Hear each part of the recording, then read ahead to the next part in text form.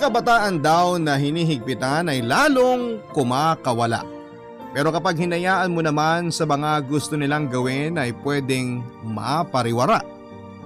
Ikaw, kapuso, magiging mahigpit o maluwag ka ba na magulang pagdating sa anak mo?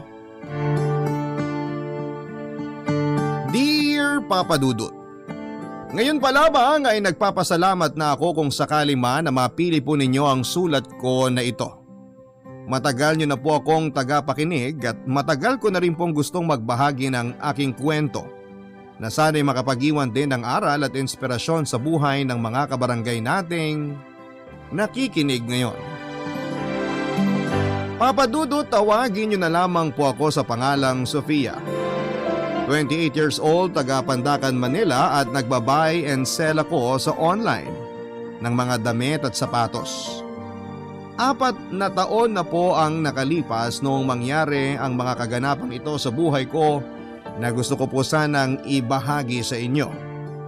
Papa Dudut, maaga po akong naulila sa mga magulang. Ang mama ko po kasi ay namatay habang ipinapanganak daw ako. Nasa 2nd year high school naman po ako nang mamatay ang papa ko dahil sa kanyang naging chronic liver disease. Papa Dudut, hindi po naging madali sa akin ang pagtanggap. Nawala na ang papa ko lalo na at siya lamang halos ang kasama ko sa buhay.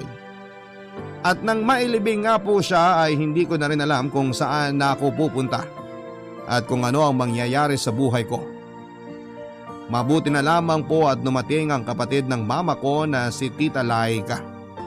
Isa po siyang matandang dalaga at siya po ang kumukupkup sa akin para alagaan at pag-aralin ako.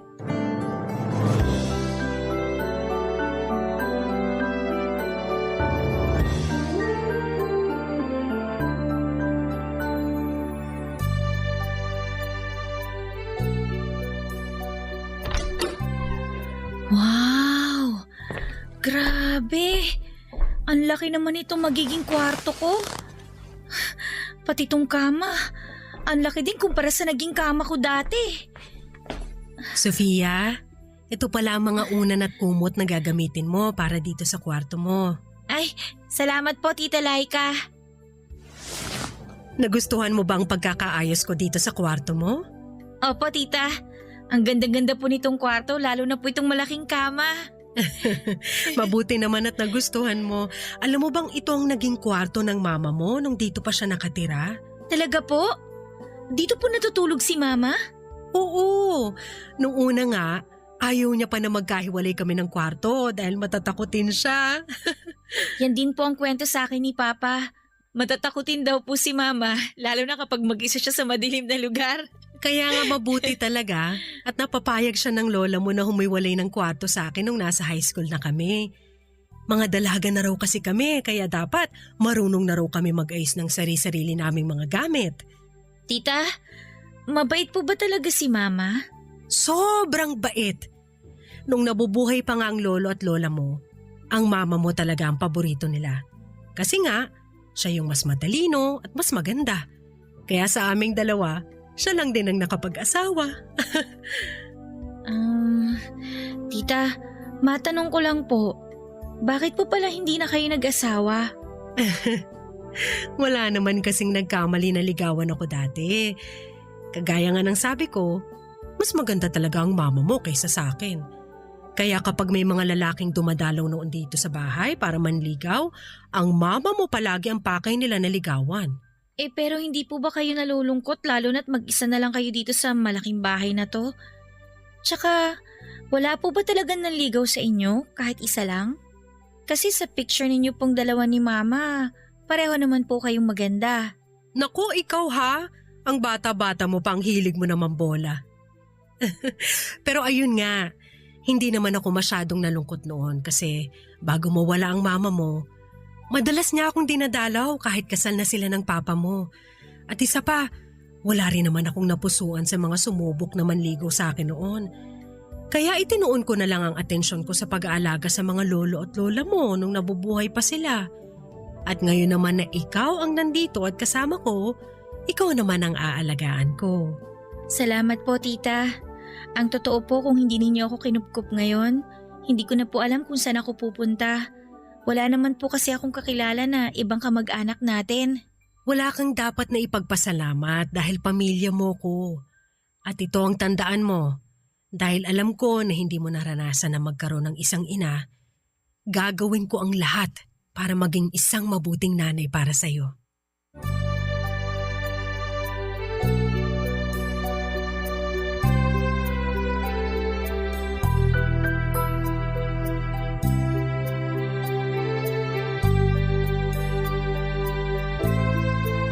Papadudot malaki po talaga ang bahay na tinitirhan ni Tita Laika.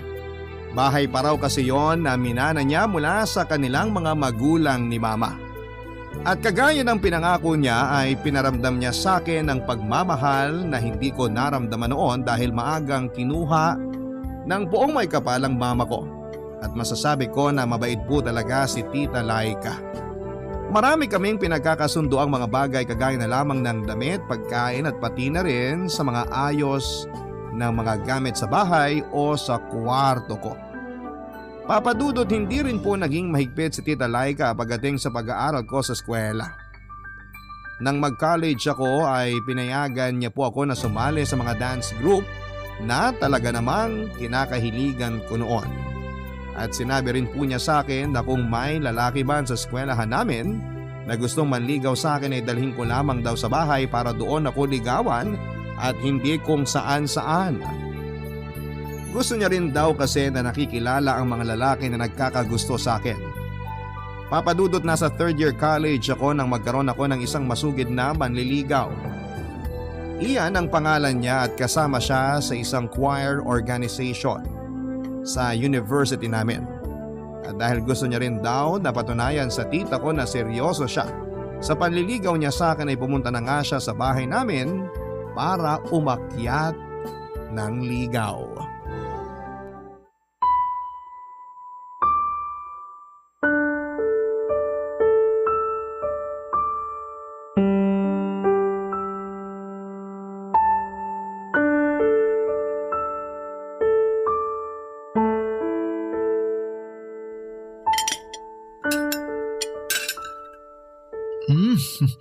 Ang sarap po nitong sinigang niya, tita. The best. Hindi sinigang ang niluto ko. Sinampalukan yan. Ay, sinampalukan po pala to. Pasensya na po. Akala ko po kasi sinigang kasi maasim. Ayos lang yun, Ian. Masarap naman talaga tong sinampalukan ni Tita Laika. Pinaka-favorite ko nga to sa lahat ng mga niluluto niya. Naku, lahat naman yata ng niluluto ko favorite mo. Parang ganun na nga po. Lahat po kasi ng niluluto ninyo masarap talaga, tita. Nambola ka pa. Ganito rin po magluto ang mami ko. Sigurado po akong magkakasundo kayong dalawa. Natikman ko na ang luto ng mami mo. Nung nakaraan na nagdala dito si Sofia ng pagkain na galing sa'yo, lasang flavoring lang. Alam mo ba na walang kahit na anong preservative ang lahat ng pagkain na niluluto ko, hindi kagaya ng sa mami mo? Kaya hindi ako sigurado kung magkakasundo nga kaming dalawa.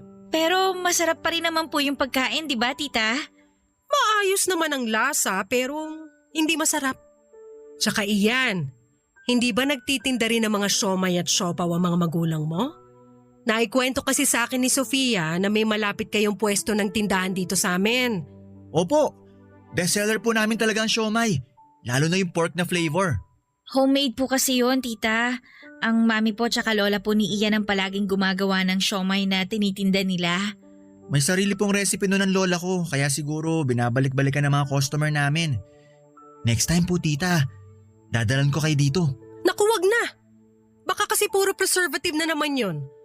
Isa pa, hindi rin ako mahilig sa siomay o kung ano pang binalot na pagkain. Mabilis kasing makataba. Alam mo na, matanda na rin ako kaya kailangan na mag-ingat sa mga kinakain ko at iwasan ko talaga mga hindi healthy na pagkain. Ang totoo, Ian, health conscious talaga yan si tita. Mas masipag pa nga yung mag-exercise sa akin eh. Sabi ko naman kasi sa'yo, Sofia, nasamahan mo ko minsan na mag-zumba sa bayan. O nga pala, Ian, kilala ka pala ng isang kasamahan ko sa pagzuzumba? Naikwento kasi kita sa kanila na matagal ka nang nanliligaw dito sa pamangkin ko. Talaga po? Paano niya raw po ako nakilala? Ex-girlfriend mo raw yung anak na babae ng kapitbahay nila.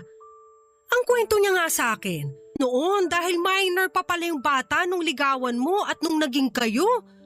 Muntik pa nga raw kayo magtana na dalawa noon, totoo ba yun? Ay, hindi po. Baka gawa-gawa lang po yung mga kwento na yun. Alam niyo naman po dito sa atin, mabilis po kumalat ang fake news. Ganun ba? Ay siguro gawa-gawa lang din yung nakita kong record mo sa barangay nila, no? Tita, gusto niyo po ba ng cake? Hihiwain ko na po itong dala ni Ian. Sandali lang po ha, kukuha lang po ako ng mga platito.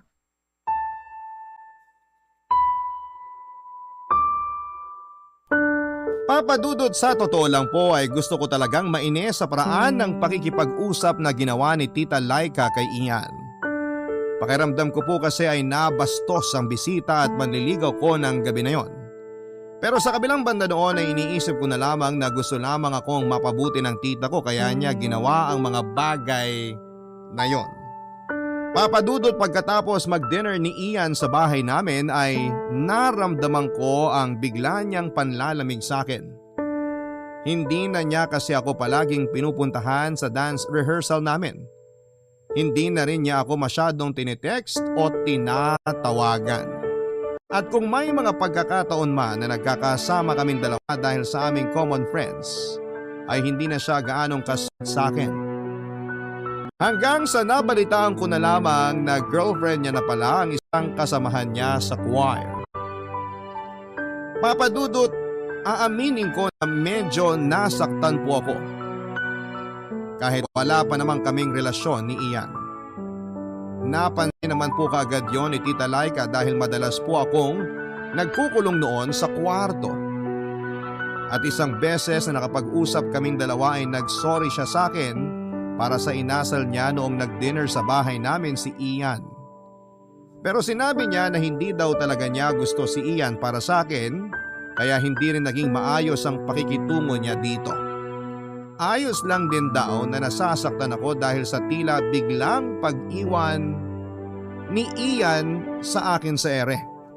Ang mahalaga daw ngayon ay wala akong kahit na anong pinagsisisihan dahil hindi naman daw naging kami ni Ian. Hindi nagkaroon ng relasyon. Barangay Love Stories. Barangay Love Stories. Papadudot, mabilis naman po ako nakapag-move on kay Ian dahil na rin palaging pinaparamdam ni Tita Laika na nandyan lamang siya. Iba pong sumubok na manligaw sa akin noong nasa college ako. Pero sa tuwing dadalhin ko sila sa bahay at pinapakilala kay Tita Laika, ay hindi na sila muli pang bumabalik o kaya ay nagsisimula na silang iwasan ako. Ni isa kasi sa kanila ay walang pinakitunguhan ng maayos si Tita Laika. Ang sabi naman niya ay sign lamang daw yon na hindi seryoso sa akin ang isang lalaki dahil hindi porsigido na makilala ako at ang tita ko. Yun ang dahilan ni Tita Laika na pinanghawakan ko, Papadudot. Na hindi naman talaga siya galit sa lahat ng manliligaw ko, na pinoprotektahan niya lamang ako at ang nararamdaman ko kaya ganun siyang makipag-usap sa mga nanliligaw sa akin. Papadudot, nakatapos nga po ako ng college nang hindi nagkaka-boyfriend. At sa kumpanya kung saan ako nagtrabaho noon bilang isang marketing specialist ay nakilala ko si Darwin na kinalaunan ay naging isang manliligaw ko na rin, Papadudot.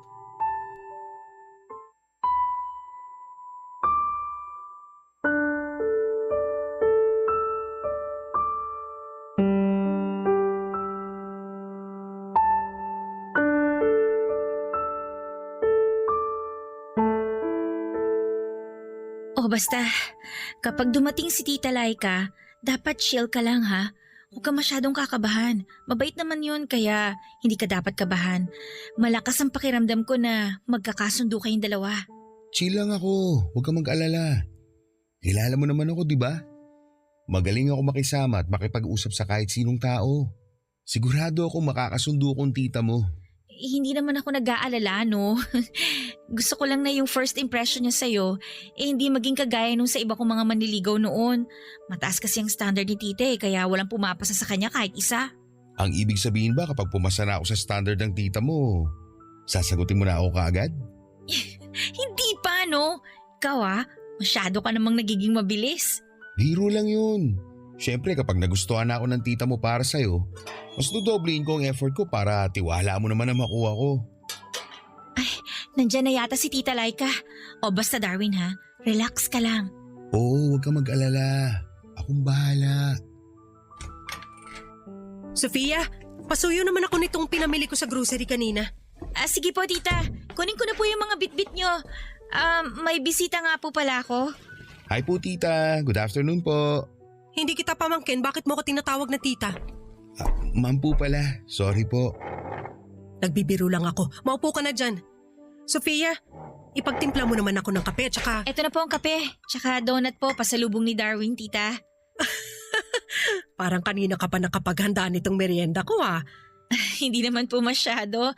Alam ko lang po na ganitong oras kayo umuwi galing grocery kapag Sabado. Darwin ang pangalan mo, di ba? Ikaw din ba yung katrabaho nitong pamangkin ko? Opo, nauna lang po ako sa kanya ng 1 taon sa trabaho. Ganon ba? Hindi ba kakapromote lang ni Sofia sa trabaho? Ikaw, na-promote ka na rin ba? Ang totoo po, hindi ko rin naman po gusto ma-promote dahil plano ko rin po na lumipat na ibang kumpanya pagkatapos ng 3 taon. Experience lang po talaga ang habol ko sa trabaho namin ngayon. Kung ganon pala, ibig sabihin ba hindi mo inaayos ang trabaho mo? Hindi naman po sa ganon. Alam mo kasi itong si Sofia, wala rin balak na magtagal sa trabaho ninyo. Nag-iipon lang yan para sa business na gusto niyang gawin sa susunod na taon. Pero ayan siya, na-promote ka agad dahil palagi niyang pinaghuhusayan ang trabaho niya. Hindi kagaya mo na kung kailan tumanda na, tsaka pa naisipan maglaro sa trabaho. Naku tita, masipag din po sa trabaho namin si Darwin. Hindi lang po talaga kagad napapansin ng mga manager namin. Baka naman kasi masipag lang kapag may mga manager na nakatingin sa kanya. Hindi kagaya mo, kahit walang mga boss sa paligid, pinaghuhusayan pa rin ang ginagawa. Ay, ikuha mo na lang muna ako ng biskwit sa lalagyan natin, Sofia. Dahil parang masyadong matamis tong donut para isabay ko rito sa kape ko. Mahirap na, baka magka-diabetes pa ako dyan. Sige po tita.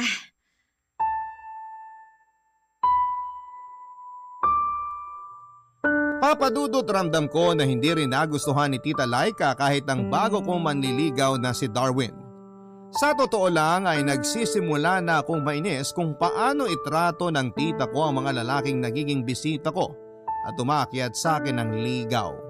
Unti-unti kong nakikita na lumalabas ang kanyang pagiging maldita. Lalong-lalo na ang paraan ng pakikipag-usap niya kay Darwin. Ang sabi noon ni Tita Laika ay gusto niya raw sana na makakita ako ng isang lalaki na kagaya ng papa ko. Yung mabait, magalang at may maayos na trabaho. Nung unang beses daw kasi na umakyat noon ng ligaw si Papa kay Mama ay naramdaman kaagad ni Tita Laika na mabuting tao ang papa ko. At sa lahat daw ng lalaking pinakilala ko sa kanya ay hindi pa raw siya nakakaramdam ng ganon kagaan sa mga ito. Wala pa raw pumapasa sa kanya ni isa. Kahit pa nga ang katrabaho ko na si Darwin na magalang naman at may maayos na trabaho. Papadudot naging porsigido si Darwin sa panliligaw sa akin kahit pa nga sa tuwing dumadalaw siya sa bahay namin ay hindi siya masyadong kinikibo ni Tita Laika. O kaya minsan naman ay may sinasabi itong hindi maganda tungkol sa kanya. Papadudot dahil nga po isa si Darwin sa mga naging masugid kong manliligaw ay unti-unti na pong nahulog ang loob ko sa kanya. Kaya nga po sinagot ko na rin siya nang hindi ko pinapaalam kay Tita Laika. Dahil naisip ko na ako pa rin naman ang masusunod sa kung sinong lalaki ang dapat kong piliin na sagutin at mahalin ko, Papadudot.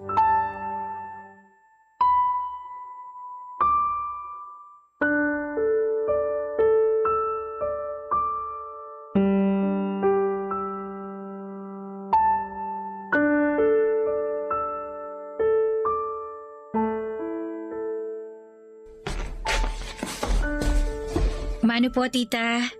Kaawaan ka ng Diyos. Mabuti naman at nakauwi ka na dahil kakasimula ko lang maghapunan. Pasensya na po kung ngayon lang ako nakauwi. May dinaanan pa po kasi ako pagka-out ko sa trabaho kanina. Alam mo, napapansin ko na mukhang napapadalas nga ang pag-uwi mo ng ganitong oras. Si Darwin ba ang palagi mong kasama? Hindi naman po palagi, tita. Kapag lang po wala akong masakyan pa uwi, siya na po naghahatid sa akin dito. Eh kung hinahatid ka pala niya dito sa bahay, bakit hindi pa siya dumiretso ng pasok dito at humarap sa akin? Baka rin po kasi matraffic siya pa uwi sa kanila kaya ako na pong nagsasabi na tumuloy na po siyang umalis pagkahatid niya po sa akin. Ano ba naman yung bumati siya ng isang magandang gabi man lang sa akin bago siya umalis, hindi ba? Magtapat ka nga sa akin, Sofia. May relasyon na ba kayong dalawa ng Darwin na yon? Hindi ko gusto ang lalaki na yon para sa'yo. Kaya kung ako sa'yo, hindi ko seseryosohin masyado ang pakikipagrelasyon ko sa kanya. Wala naman po kayo nagustuhan ni isa sa mga nanligaw sa akin eh. Anong sabi mo? Lakasan mo nga yung boses mo at huwag ka nga bumulong-bulong dyan. Para ka mangkukulam eh. Ay, ang sabi ko po, wala kayo ni isang nagustuhan sa mga nanligaw sa akin. Gusto niyo po yata ako matulad sa inyo na tumandang dalaga. Hindi totoo yung sinasabi mo, Sofia. At ayus-ayusin mo rin yung pakikipag-usap mo sa akin. Totoo naman po, tita eh. Sinasabi niyo lang na gusto niyo akong protektahan at pangalagaan. Pero ang totoo, ayaw niyo lang talaga akong mag-asawa at maiwan kayo mag-isa sa malungkot na bahay na to. Saan mo ba napupulot ang mga sinasabi mo na yan? At kailan ka pa natutong sumagot sa akin ng ganyan, ha? Kanino mo natutunan yan? Sa Darwin ba na yan? Sinasabi ko na nga ba eh, kaya ayoko talaga sa lalaking yun dahil… Tita, pwede ba? Huwag niyo na pong idamay dito si Darwin. Sinasabi ko lang po kung ano yung napapansin at nakikita ko. At wala pong kinalaman si Darwin sa kung ano man ang sinasabi ko ngayon. Tsaka isa pa, hindi naman po kayong nanay ko para pakialaman ako sa lahat ng oras na gusto ninyo. Pinapangalagaan lang kita at iniiwasan ko lang na masaktan ka. Ang sakin lang, sana kinilala mo muna siyang mabuti bago ka nakipagrelasyon sa kanya.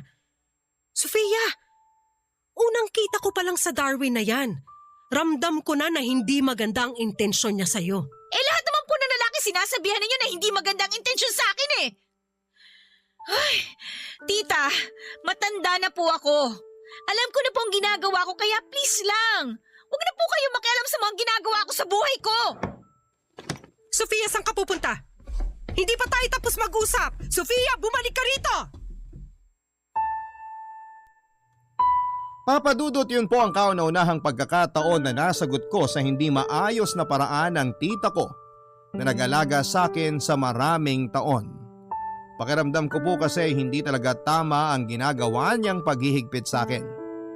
Siguro po noon ay pwede ko pang maintindihan ang ginagawa niya dahil nag-aaral pa lamang ako. Pero ngayon po ay hindi na dahil may sariling isip na ako at kumikita na rin ang sarili kong pera. Kaya siguro naman ay hindi na masama kung mag-decide din ako ng para sa sarili ko. Papadudod, sa totoo lang po ay iba na kasi ang nagiging dating ng paghihigpit sa akin ni Tita Laika. Minsan ay naikwento ko kay Darwin ang tungkol sa bagay na yon.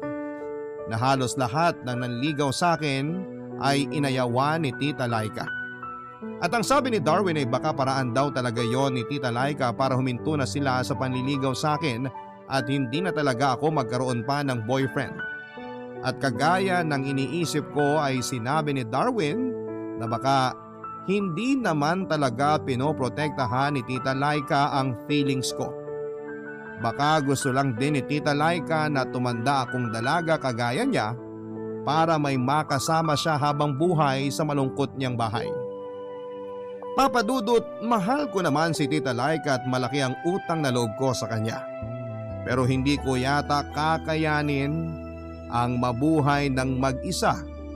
Barangay Love Stories. Barangay Love Stories. Papadudot, pagkatapos po ng naging sagutan namin ni Tita Laika ay hindi niya na po ako masyadong kinikibo sa bahay. Madalas din po ay nagkukulong na lamang siya sa kanyang kwarto kapag wala akong pasok sa trabaho. At aaminin ko na sobra po akong nag-guilty dahil sa pabalang na pagsagot na ginawa ko sa kanya noon.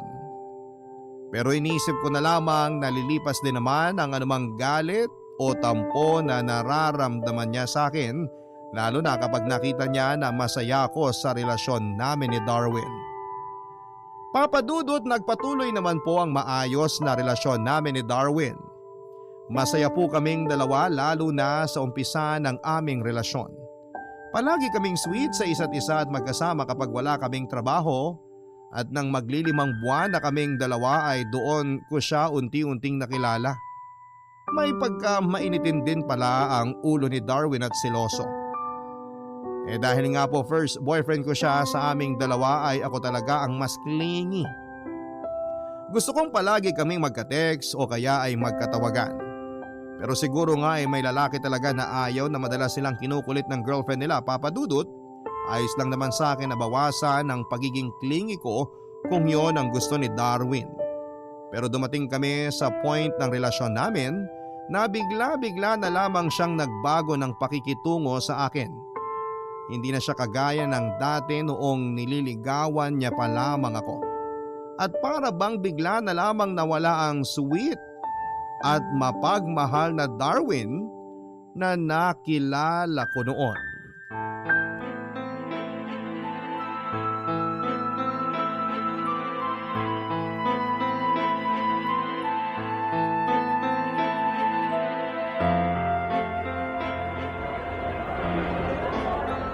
Hello babe, katatapos ko lang mamili ng mga bagong gamit para sa kwarto ko. Yung gagamitin ko para sa online shop ko. Teka, nasan ka ngayon? Kain tayo, sagot ko. Sorry babe, hindi ako pwede ngayon eh. May lakad kami ngayon ng mami ko. Sasamahan ko siya ngayon sa check-up niya. Ah, ganun ba? Sayang naman kasi ilang araw na tayong hindi nagkikita mula nung ma-promote ka sa opisina natin eh. Gusto mo hintayin ko na lang matapos yung lakad niyo ng mami mo? Kahit ihatid mo na lang ako sa bahay namin. Sorry talaga babe, hindi kaya eh. Baka kasi may iba pa kaming daanan ni mami mamaya. Bawi ako next time, promise. Wag lang ngayon. Ay, sige na nga. Mukhang wala naman na akong ibang choice. O sige na babe, tawagan na lang kita mamaya. Bye! Bye then. Ay, ano yun? Binaba ka agad. Hanap na nga lang ako ng makakainan ko na restaurant. Saan kaya yung walang masyadong tao? Ayun, parang konti lang mga customer sa restaurant na yun. Teka, si Darwin ba yun? Yung may kasamang maputing babae? Siya nga! Akala ko ba kasama niyang mami niya? Lalapitan ko na nga siya habang nasa counter pa siya.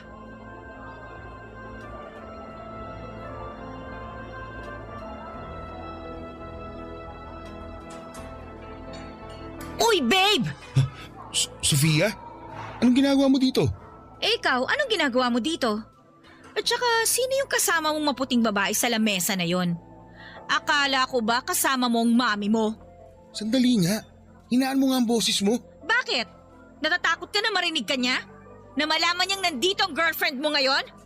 Sino ba kasi ang babae na yon? Halika nga muna dito. Ano ba?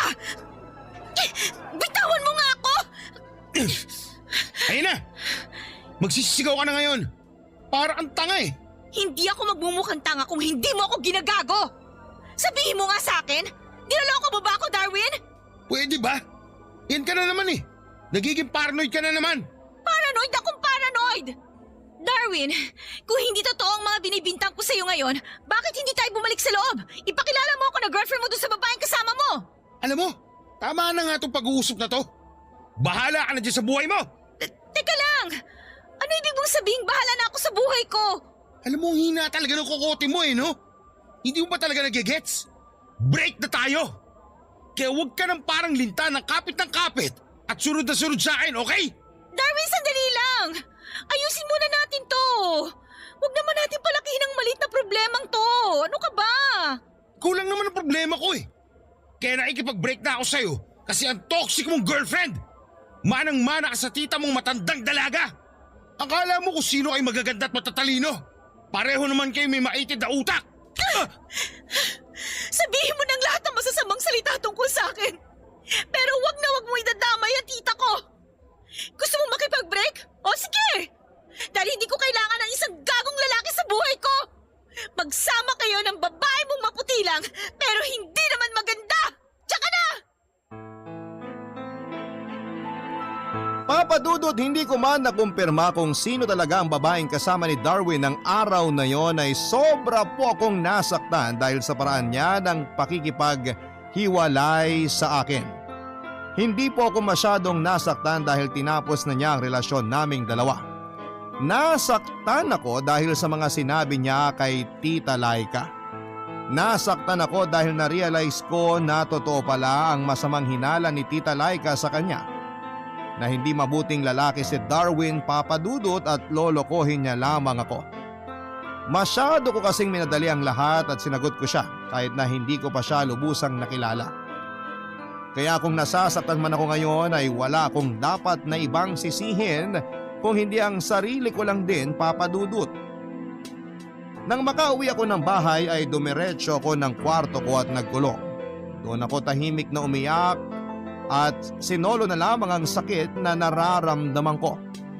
Sobrang nagigilty at nahihiya talaga ako kay Tita Laika dahil kung nakinig lamang ako sa kanya, alam ko na hindi ako masasaktan ng ganito, Papa Dudut.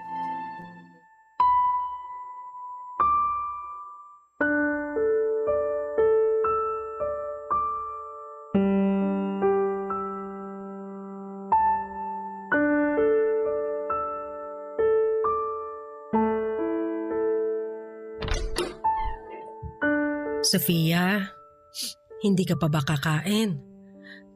Mauna na po kayo, tita. Medyo wala pa po kasi akong gana. Umiiyak ka ba? Hindi po. Bakit naman po ako iiyak? Sofia, akala ko ba itinuturing mo na ako na parang nanay mo? Ngayon sabihin mo sa akin, ano bang problema mo at tinatago mo sa akin ang pag-iyak mo? Ay, si Darwin ba? Tungkol ba to sa boyfriend mo? Wala na po akong boyfriend, tita. Break na po kami ni Darwin. Talaga? Ano bang pinag-awayan ninyo at napunta kayo sa paghihiwalay?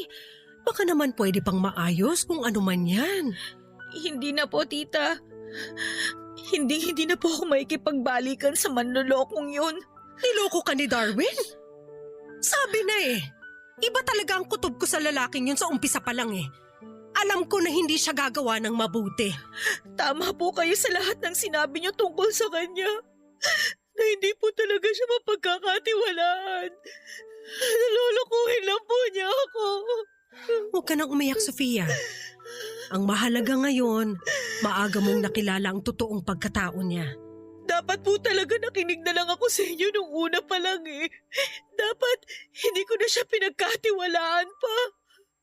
Tita, sorry po ah.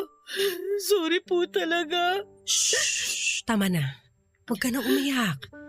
Wala ka ring dapat na ihingi ng sorry sa akin dahil wala ka namang kasalanan. Pero naging masama po ang ugali ko sa inyo.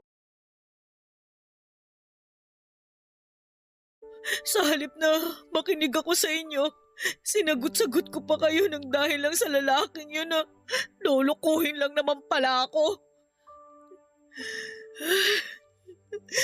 Napakawalang utang na loob ko po na pamangkin sa inyo. Sorry po talaga. Naiintindihan ko naman yung nangyari nung araw na yun. Minsan nakakalimutan mo ang mga taong nasa paligid mo kapag nagmamahal ka. Yung mga tao na totoong nagmamalasakit sa'yo. May mali rin naman ako dahil kagaya ng sinabi mo, matanda ka na at hindi ako ang nanay mo para pakialaman ka sa lahat ng oras. Hindi man po kayong nagsilang sa akin. Pinaramdam ninyo naman po sa akin kung paano magkaroon ng isang nanay na kahit kailan hindi ko po naranasan. At habang buhay ko po yung ipagpapasalamat sa inyo. Ginawa ko lang ang responsibilidad ko bilang kapatid ng mama mo. Basta itong tandaan mo, aalagaan at mamahalin kita ng higit pa sa isang pamangkin ko hanggat kaya ko. Poprotektahan kita mula sa mga taong alam ko na pwedeng makapanakit sa'yo. Salamat po talaga, Tita Laika. Maraming salamat po sa lahat ng pagmamahal ninyo para sa akin. Sobrang mahal na mahal ko po kayo. At mahal din kita na parang isang tunay na anak ko, Sofia. Hindi yun magbabago kahit kailan.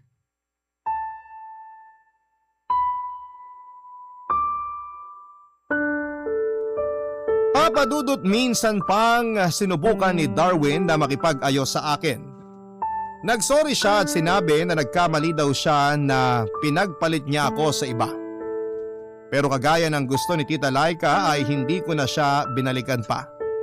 Ginawa ko yon hindi lang dahil sa sinabi ni Tita Laika, kung hindi dahil naisip ko na nagkamali talaga ako na nakipagrelasyon ako sa kanya nang hindi ko pa siya masyadong kinikilala. Hindi naman talaga sa ayaw ni Tita Laika na magkaroon ako ng boyfriend. Ang gusto lang niya ay mas kilalanin ko muna ang lalaking mamahalin ko. Dahil si Mama nga raw noon ay halos inabot ng 1 taon bago nito sinagot ang papa ko. Papa Dudut, ilang buwan lang ang lumipas mula noon nang mag-decide na akong mag-resign sa kumpanya namin.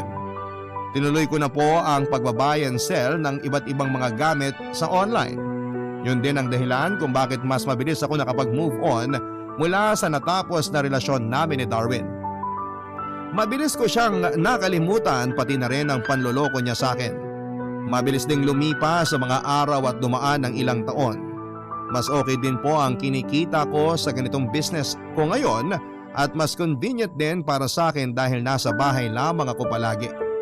Matanda na rin kasi ang tita ko at ayoko na sana na lumabas-labas dahil baka ako pa ang makapag-uwi ng virus sa bahay. Papa Dudut, masaya naman ang buhay ko at hindi ako nagreklamo kahit wala akong love life ngayong taon. Hindi na rin po ako naghanap ng magiging karelasyon. Darating yan kung may darating. Sabi nga ni Tita Laika, bata pa naman ako at marami pa akong makikilalang lalaki sa buhay ko. Masyadong pinapakialamanan pagdating sa mga manliligaw ko, pero madalas naman akong humihingi ng opinyon sa kanya sa tuwing magpapakilala ko sa kanya ng bagong manliligaw. Mahalaga kasi sa akin ang bawat payo at sasabihin ni Tita Laika. At mas papahalagahan ko yon sa pagkakataon na ito. Na-realize ko kasi na hindi naman talaga siya naging overprotective sa akin. Masyado lamang akong kumawala mula sa pangangalaga niya nang wala pa sa oras. Kumbaga mas inisip ko noon ang sarili ko at binaliwala ang mga payong ibinibigay sa akin ng tita ko. Kaya naman nangako ako sa sarili ko na bawat payong ibibigay sa akin ni Tita Laika ay pahahalagahan at isa sa puso ko. Dahil siya lang ang nag-iisang tao na naging dahilan para maramdaman ko kung paano ulit magkaroon ng isang magulang. Papa Dudut, nagpapasalamat po ako sa pagbibigay ninyo ng chance na mabasa ang sulat ko na ito dahil alam ko na sa oras na mai-ere po ninyo ito at marinig ito ni Tita Laika ay siguradong matutuwa siya. At gagamitin ko na rin po ang chance na ito para makapagpasalamat sa kanya para sa pag-aalaga at pagmamahal niya sa akin sa maraming taon. Salamat po Tita Laika sa walang sawa na pagpaparamdam ninyo at pagturing sa akin na para ninyo akong anak. Salamat po sa pagbibigay ng pagmamahal na hindi mahihigitan ng kanino man. Papa Dudut, dito ko na rin po tinatapos ang sulat ko and God bless ang lahat na bumubuo ng programang Barangay Love Stories. Barangay Love Stories.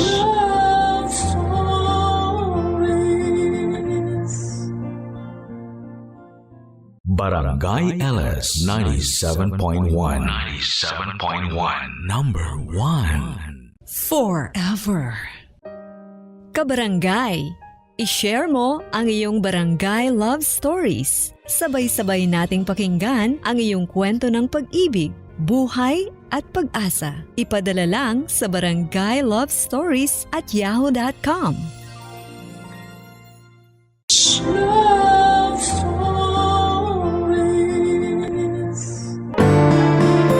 Importante sa isang sambahayan ang pagtutulungan ng bawat miyembro.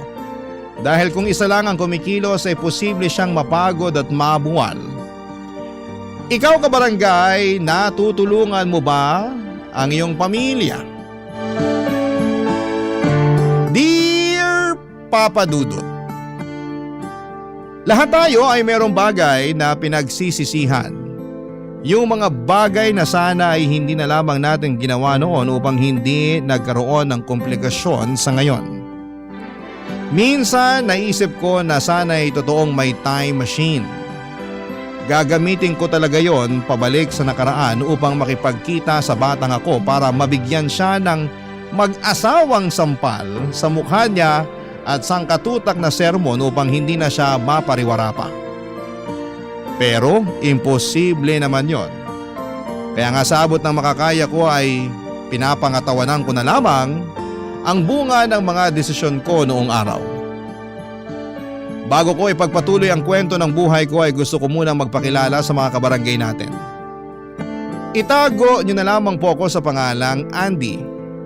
28 years old, taga Binangonan, Rizal at nagtatrabaho sa isang garment factory. May kinakasama na ako si Lance na sa ngayon ay taong bahay at siyang nag-aalaga sa mga anak namin. 19 pa lamang ako noong nabuntis at 20 anyos naman ang pinanganak ang aming panganay. Sa loob ng 9 na taon naming pagsasama ni Lance ay umabot na sa 5 ang aming mga supling Papa Dudut.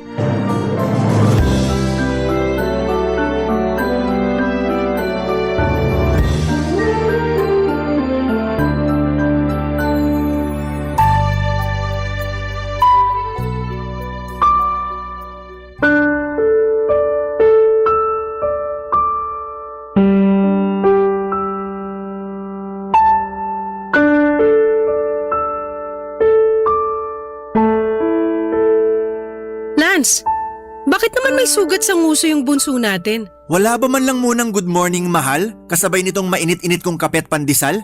Yan talaga agad bungad mo, Andy? O edi good morning, mahal. O ngayon, pakisagot yung tanong ko. Malay ko kung bakit may sugat yung anak mo. Baka sa kalikutan. Anong malay mo? Dapat alam mo kasi ikaw ang bantay. Sinasabi mo ba na hindi ko sila binabantayan? May naririnig ka bang sinabi ko? Wala naman, di ba? Alam mo, minsan maglinis ka rin ng tenga mo. Kung ano-ano nang naririnig mo na hindi ko naman sinabi. Hindi nga. Pero tingin mo sa akin, bobo, para di maintindihan sa tono ng pananalita mo na gano'n ang ibig mong sabihin? Sinasabi mo na dapat alam ko kasi ako ang bantay ng mga anak natin. Tama naman. Pero dahil di ako sigurado kung na paano yan, ipinalalabas mo na di ko na binabantayan. Hindi naman kasi magkakasugat yung anak natin sa nguso kung binabantayan mo. Ang laki-laki kaya nung gasgas. Na paano ba yun? Hindi ko alam. Malay ko nga sabi. Bakit di mo tanungin panganay natin? Baka masagot niya. Yang ka eh. Lagi na lang yung panganay natin ang sinisisi mo tuwing may mangyayari dito. Papaalala ko lang sa'yo ha. Bata pa yung panganay natin kaya ikaw pa rin dapat ang may kargo sa mga bata. Huwag mong ipasa sa kanila yung mga responsibilidad mo. Kung tutusin, hindi ito yung unang beses na may nangyari sa bunso natin, pati na rin sa iba natin mga anak sa pangangalaga mo. Nung nakaraan, yung pangalawa natin may pasa sa braso. Sabi mo tumama sa gilid ng mesa. Pero parang hindi ka pa sigurado. Kundi pa sinabi ni mama na nagsuntukan pala yung mga anak natin, hindi ko pa malalaman yung totoo. Doon ka na lang kaya sa mama mo. Nadaig pa ang CCTV magtanong na nangyayari sa mga anak natin. Kasi nasasagot naman niya lahat eh. Labas si mama rito. Nagkataon lang na nakita niya. Tsaka buti pa siya, alam niya yung nangyari eh. Pero ikaw naturingang ama ng mga anak natin, palaging walang kamalay-malay. Ano ba kasing ginagawa mo rito sa bahay? Siguro panay cellphone ka lang, no? Anong panay cellphone? Bakit? Hindi ba? Anong oras ka na nakakatulog kaka-cellphone dahil puro ka laro? Sabihin mong hindi, kukutusan kita. Parang tanga naman eh. Ikaw ang parang tanga. Yun na nga lang pagbabantay sa mga anak natin ng trabaho mo, hindi mo pa magawa ng maayos. Paano pa ako makakapagtrabaho ng panatag niyan? Kung lagi ako nag-aalala na baka ano na namang mangyari sa mga anak natin pag uwi ko. Hindi na makapagpahinga sa kabatong dibdib ko, Lance. Palagi nilang nininervous lang dahil sa pagiging irresponsable mo? Kung makapagsalita ka naman dyan, akala mo, lagi ko pinababayaan mga anak natin ah. Araw-araw ba silang may sugat at pasa? Hindi naman, di ba? Tsaka mga bata yan. Natural din na malilikot at nagkakasakitan. Sa dami nila, mababantayan ko ba sila isa-isa? Hirap sa'yo porque ikaw nagkatrabaho. Akala mo na kung sino ka kung umasta at magsalita dyan. Kung ayaw mong bantayan ng mga anak natin, edi ikaw ang magtrabaho sa labas! Sinabi ko ba na ayaw ko? Wala akong sinasabi, no? Ibig sabihin, ayaw mo talaga magtrabaho ulit! Ha? masaya na ako sa pagbabantay sa mga anak natin. Tsaka kakaregular mo lang dyan sa pinagkatrabahuhan mo, di ba? Sabi mo, pangarap mo maregular dyan. Ayan, nangyari na nga. Oo, pangarap ko! Kasi mukhang ikaw ang walang pangarap para sa pamilya natin. Papa Dudut, hindi na ako nakatungtong ng kolehiyo dahil maaga kaming nagkaanak ni Lance. Maging siya ay high school lang din ang natapos. Tapos nasundan pa ng nasundan ang mga anak namin dahil hindi ko sineryoso ang paggamit ng contraception at pagpa-family planning. Kaya nga sising-sisi ako na umabot na sa 5 ang anak namin ni Lance dahil doon ay naranasan naming mag-isang kahig, isang tuka. Gabi-gabi, bago ako matulog ay bumabalik sa akin lahat ng mga bagay na pakiramdam ko ay ninakaw sa akin ng panahon. At isa na nga doon ay yung ma-enjoy ko man lang ang kabataan ko at pagiging dalaga. Hindi na kasi nangyari yon noong nabuntis at nagkaanak ako. At mas lalo lang akong nalulugmok sa araw-araw na ginagawa ng Diyos nang dahil sa kinakasama kong mahinang dumiskarte sa buhay. Ewan, pero hindi ko mapigilang magtampo kay Lance kasi mukhang wala siyang pangarap para sa amin ng mga anak niya. At dagdag stress pa sa akin sa tuwing kinukumusta ng mama ko kung kailan siya magkakatrabaho, Papa Dudut.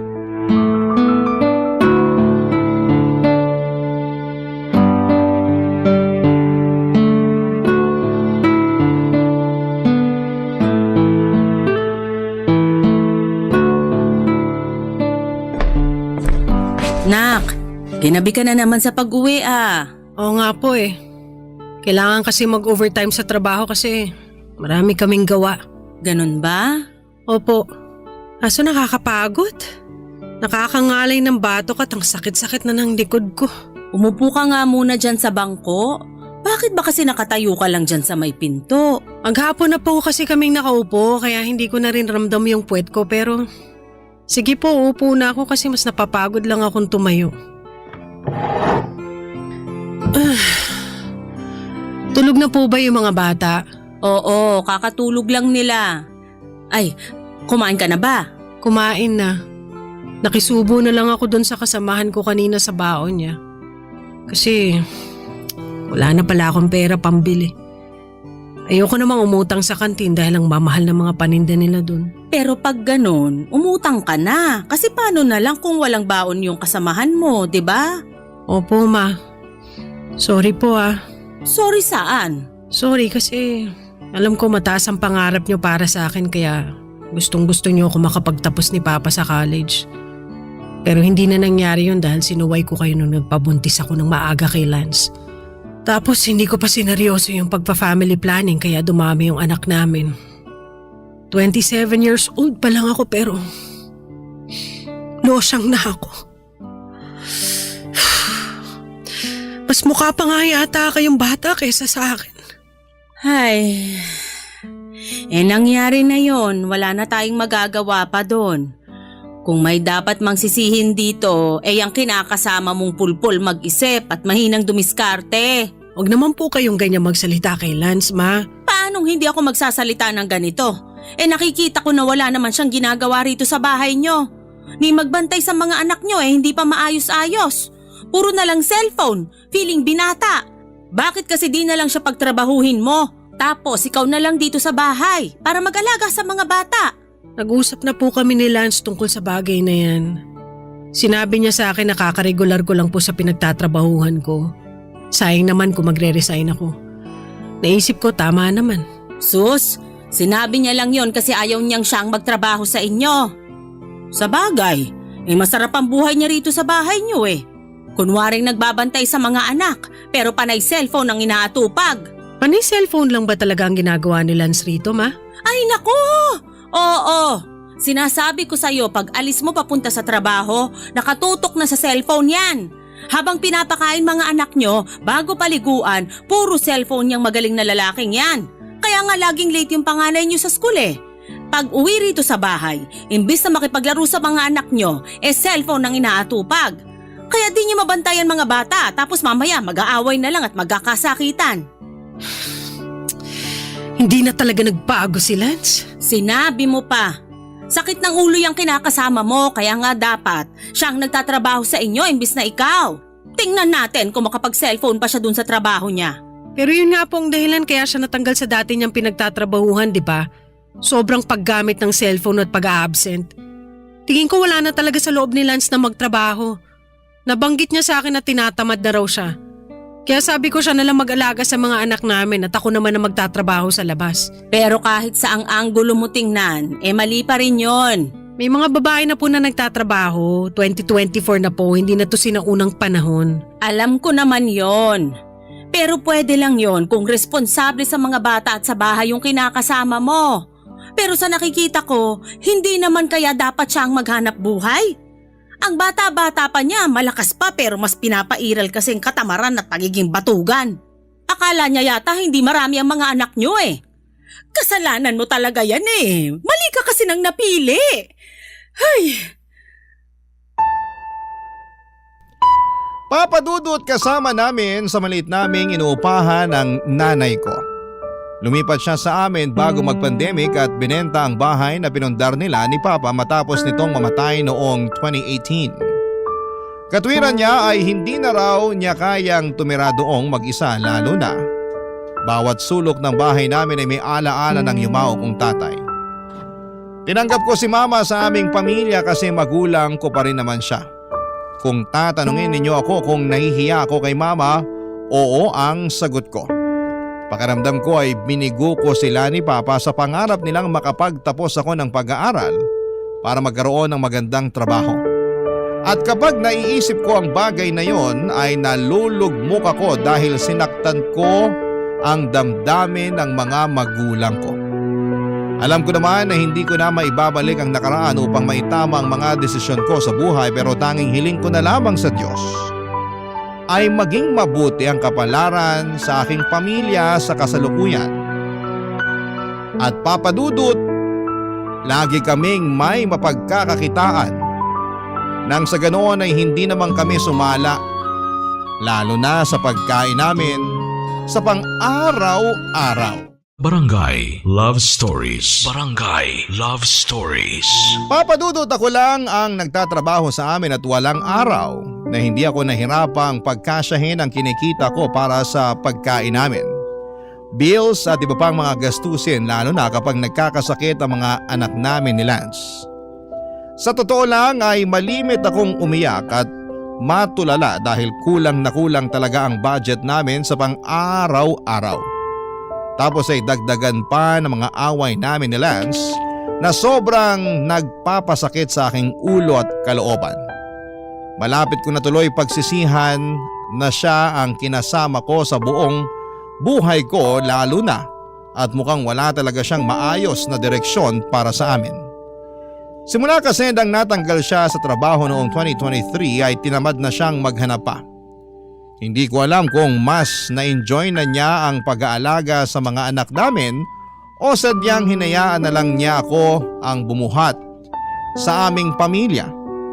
Ewan, hindi talaga ako masaya sa relasyon namin, pero hindi ko naman siya mahiwalayan dahil meron kaming mga anak.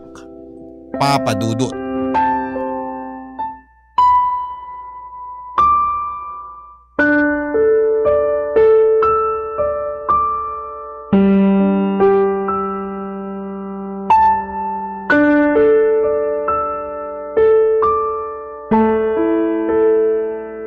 Parang wala na yatang araw na hindi kita nakikitang nakasimangot dyan, nak.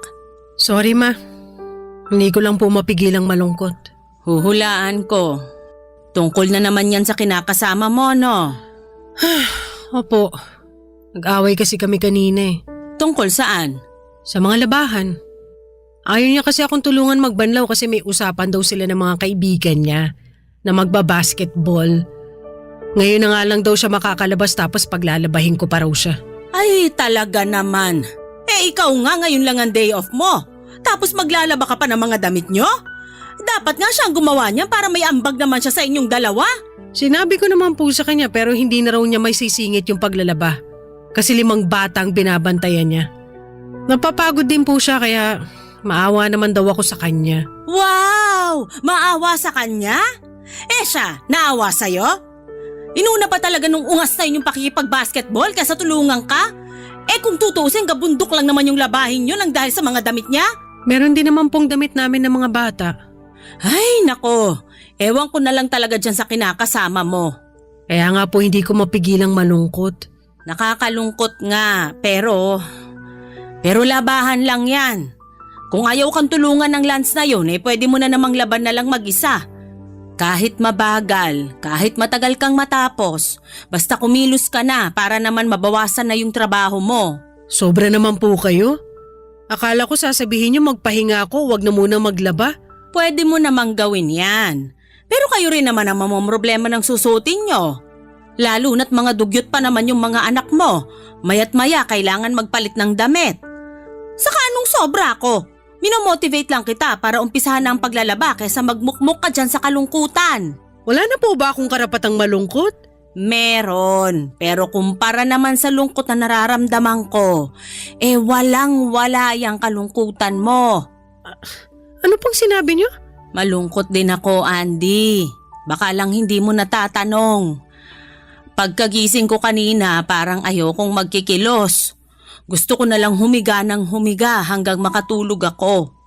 Pero dahil tirik na tirik ang araw sa labas at ang iingay ng mga anak nyo, hindi na ako nakabalik sa pagtulog.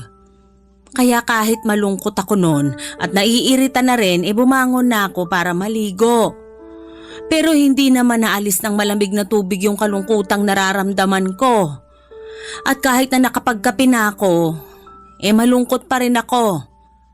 Tapos nakita pa kitang nakasimangot dyan na akala mo'y pinagsakluban ng langit at lupa yung pagmumukha mo. Bakit naman po kayo malungkot? Siyempre, naalala ko papa mo. Iniisip ko kung kamusta na siya o kung iniisip din ba niya tayo. Miss na miss ko na siya, anak. Matagal na pong patay si Papa.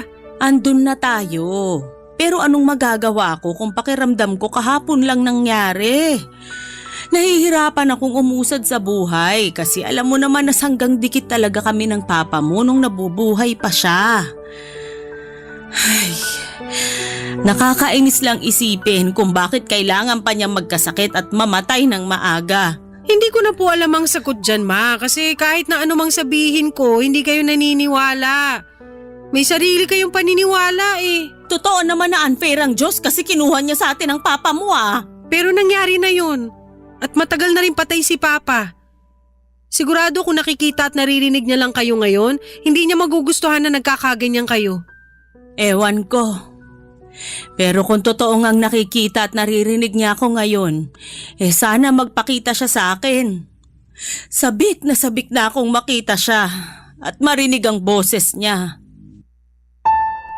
Imbes na gumaan ang loob ko sa pag-uusap namin yon ni Mama ay mas bumigat pa ang pakiramdam ko, Papa Dudut.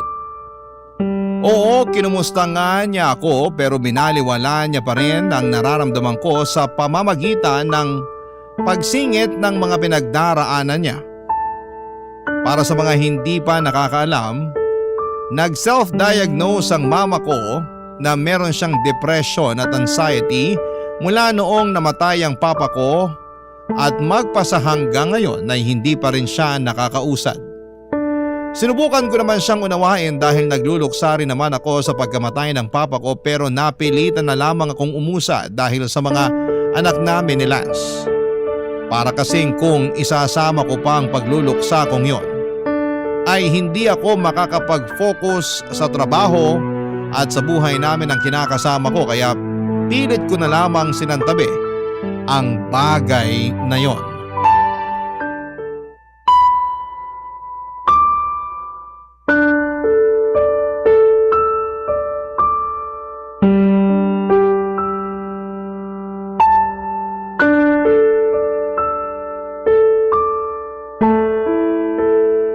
Yung nanay mo talaga, malapit ko na yung makutusan Ano?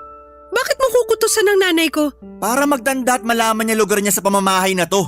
Masyado na kasing pakailamero yung nanay mo. Di na ako natutuwa sa kanya. Hindi pa rin sapat na dahilan yun para pagsalitaan mo siya ng ganyan. At bakit hindi? Pamamahay naman natin to. Alam ko naman yun. Baka lang kasi nakalimutan mo na siya ang nakikitira sa atin. Kaya dapat siya ang makisama sa atin. Kaya lang hindi eh. Masyado nagmamarunong. Akala mo naman kung sino. Ano ba kasing nangyari? Bakit ganyan kainit ang ulo mo? Yung nanay mo kasing takles eh. Sinermonan lang naman ako kasi di ko raw inaayos pagbabantay sa mga anak natin. Na puro lang daw ako laro sa cellphone ko. Tapos ikaw nagkakandakuba sa pagtatrabaho. Kalalaki ko raw na tao, batugan ako. Dapat ako raw ang nagtatrabaho sa labas imbis na ikaw na siyang nanay sa pamilya natin. Sinabihan pa akong chismoso nung isang beses na nakita niya ako nakikipagkwentuhan sa barkada ko. Tama ba yun? Tingin ko may punto naman ang mga sinabi sa iyo ni Mama. Sa lagay mas kinakampihan mo pa yung mama mo kesa sa akin na kinakasama mo? Hindi naman sa ganun Pero pero… na rin yun. Hindi nga kasi! Oh, bakit ka ba naninigaw? Kasi masyado kang mainit dyan. Kumalma ka nga muna. Kalmado ako. Pero punong-puno na talaga ako dyan sa nanay mo eh.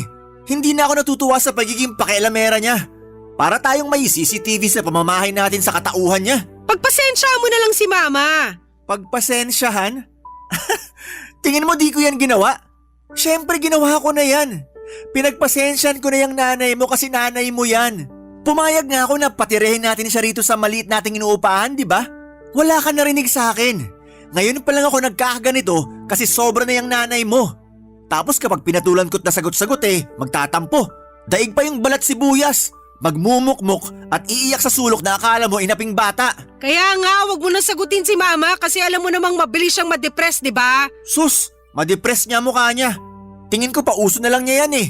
Kunwari depressed para intindihin natin pero okay naman pala. Nung nakaraan nakita ko yan nakikipagtawanan sa kapitbahay natin eh. Yun ba yung depressed? Tapos maya-maya maglulungkot-lungkutan. Pinaglololo ko na lang tayo ng nanay mo eh. Kung pinaglololo ko man niya tayo, konsensya na niya yon. Tsaka wala rin naman tayo magagawa kung sakaling ang depressed siya o pinipeke lang niya. Ang akin lang, wag ka na sana masyado magpa-apekto sa mga sinabi sa'yo ni Mama.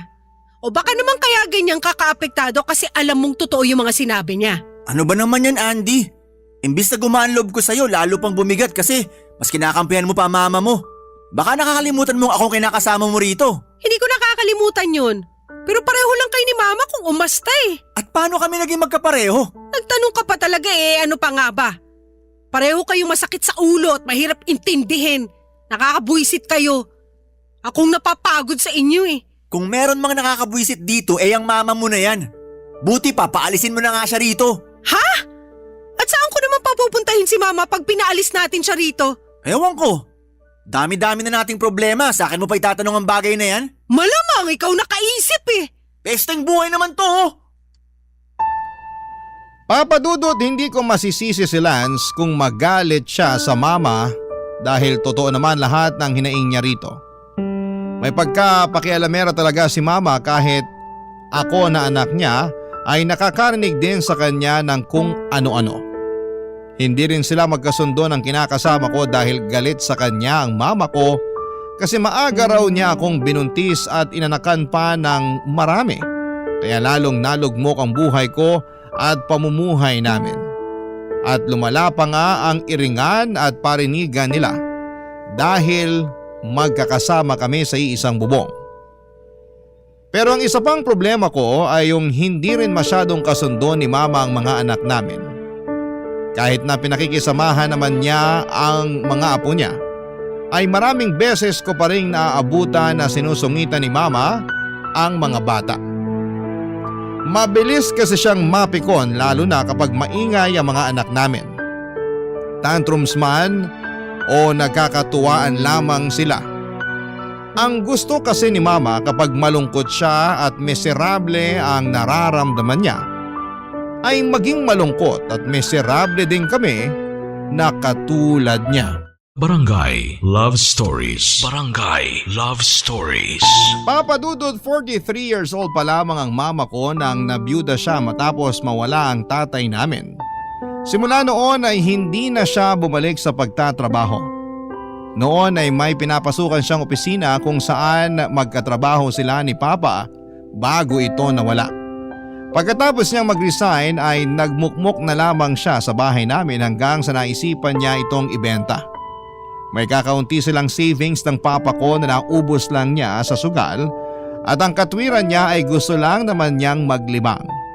Tapos nung walang-wala na siya ay nagsabi siya sa akin na makikitira siya sa amin kasama ang pamilya ko.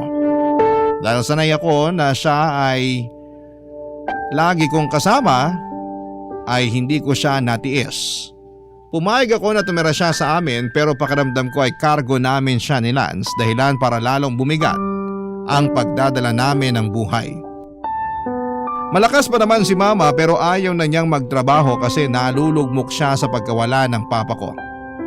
Madalas daw niya kasing maalala si papa kaya naiiyak na lamang siyang bigla. Ang ending, lagi siyang nagmumukmok sa bahay. At kahit na ilang taon na ang lumipas ay apektado pa rin siya sa mga nangyari. Isang araw ay nagtangka ang nanay ko na tapusin ang buhay niya sa pamamagitan ng paglalaslas ng pulso.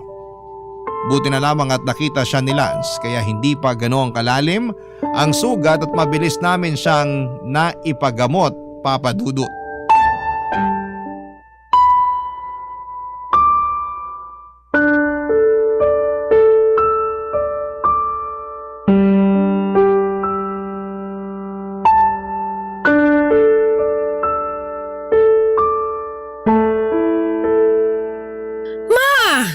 Bakit niyo ginawa yun? Bakit niyo sinaktan ng sarili niyo? Kasi nga gusto ko nang sumunod sa papa mo. Miss na miss ko na siya, anak. Kagabi na panaginipan ko siya. Sabi ko sa kanya hintayin niya ako kasi susundan ko na siya sa kabilang buhay. Kaya lang bigla naman siyang nawala. Hindi ko na siya nakita paggising ko. Panaginip lang yun, hindi yung totoo. Anong hindi totoo? Kitang-kita ko ang papa mo. Tingin ko nababaliw na po kayo. Lance naman? Bakit? Totoo naman eh. Gawain ba ng matinong tao yung maglaslas ng pulso? Hindi, di ba? Ibig sabihin, baliw na yung nanay mo. Hindi ako baliw. Ikaw nga batugan eh. Pabuhat ka ng pabuhat sa anak ko, kalalaki mong tao. Ay, talaga naman. May masabi lang talaga kayo sa akin eh. Totoo naman lahat ng sinabi ko ah. Bakit, nasasaktan ka? Ay sus, kawawa ka naman. Papatulan na talaga kitang matandang baliw ka. Hindi ako baliw. Pwede ba tumigil na nga kayo? Huwag akong patigilin mo kundi yung nanay mo. Wala naman akong ginagawa rito ah. Yung batugan mong kinakasama ang unang nagsabi na baliw ako. Totoo naman eh. Sinabi na ngang hindi ako baliw. Tumigil na nga kayo! Lance, please, wag mo na sagutin si Mama. At ikaw naman, Ma, please, umayos kayo. Maayos ako ah. Sino may sabing hindi? Kung maayos kayo, sana naisip nyo na mapapagastos lang tayo kung napuruhan yung sarili nyo. Sana naisip nyo na walang-wala na nga kaming pera kasi kulang na kulang yung sinusweldo ko tapos dadagdagan nyo pa yung mga gastusin namin. Gusto nyo talaga kami mapaun sa utang, no? Sabihin nyo, gusto nyo mangyari sa amin yon? Naku, hindi naman syempre. Kung hindi naman pala, bakit kayo ganyan? Hindi ko alam. Basta ko na lang naisip yun eh. Alam nyo yan, pero inaayaan nyo lang ang sarili nyo na magpadala sa isip nyo. Hindi mo talaga ako maiintindihan kasi wala ka naman sa posisyon ko. Hindi ko na kailangan mapunta sa posisyon nyo dahil baka lalo lang ako masira ng ulo. Nagluksari naman ako sa pagkawala ni Papa pero umusad pa rin ako. Kaso kayo hindi eh. Napag-iwanan na kayo kaya apektado na yung buhay nyo. Tapos dinadamay nyo pa kami may sarili naman kaming problema ng pamilya ko. Ma, please! Kung hindi nyo kami matutulungan sa araw-araw naming pamumuhay, wag na po kayong dumagdag sa mga iniisip namin, lalong-lalo na sa akin. Awa naman kayo sa akin kasi napapagod din po ako. Hindi ko naman kasalanan kung napapagod ka ngayon. Ikaw ang pumili niyan, hindi ako. Masyado ka kasing suwael at hindi ka nakinig sa amin ng papa mo.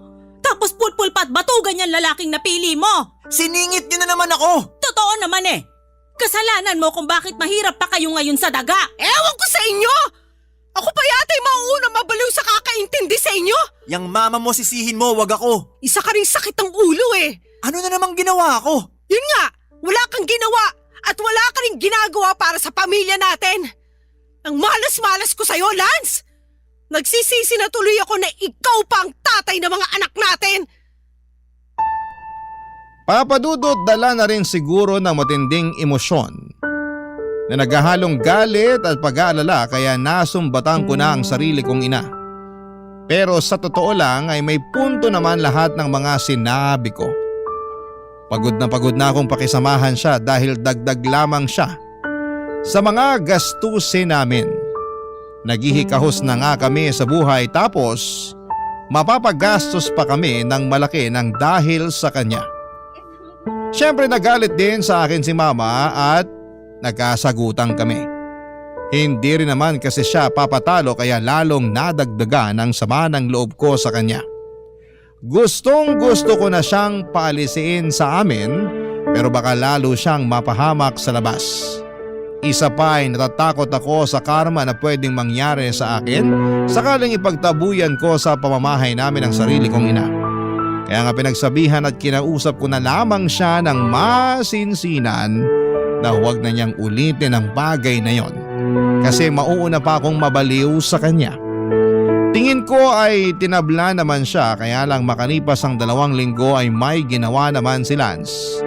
Dahilan para malapit na akong masiraan ng ulo, Papa Dudut.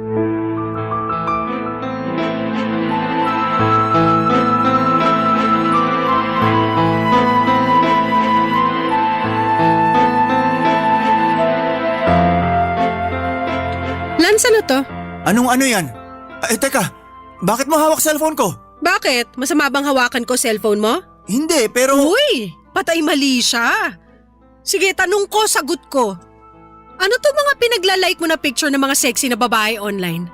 Tapos nagko-comment ka pa talaga na parang akala mo wala kang ka-live-in at 5 anak ha? Wala lang yan. Anong wala?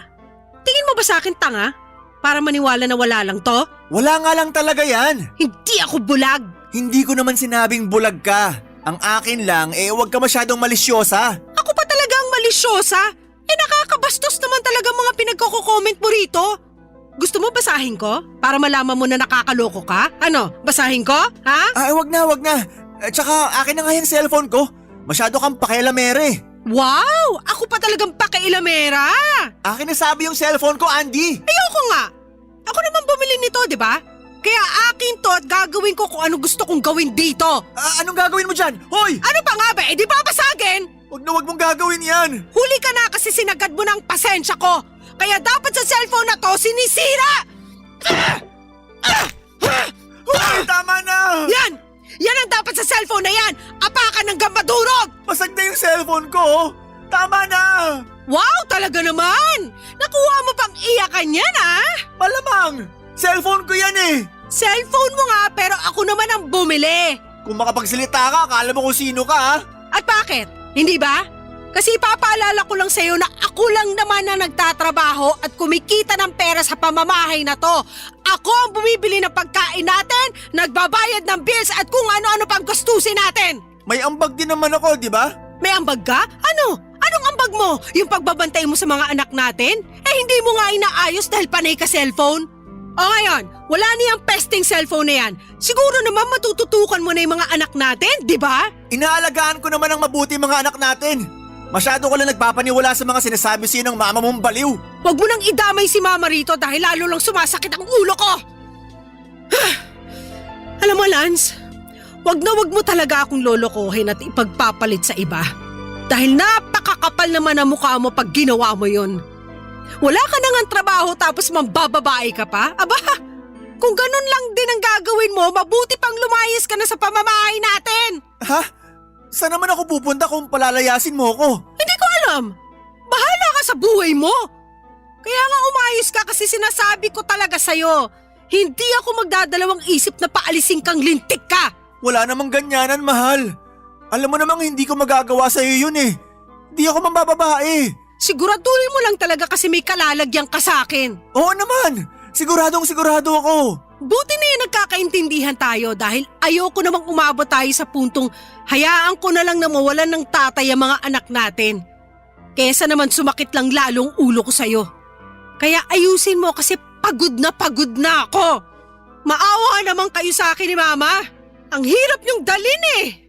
Kaunti na lang talaga. Malapit na akong maglakad ng hubot-hubad sa kalsada kasi nasisiraan na ako ng ulo ng dahil sa inyo. Papa Dudut, hindi ko alam kung tinablan si Lance sa mga sinabi ko pero nakita ko namang nagbago ang reaksyon ng mukha niya. Tapos ay naging malumanay ang boses niya at kasunod noon ang walang humpay niyang panunuyo sa akin.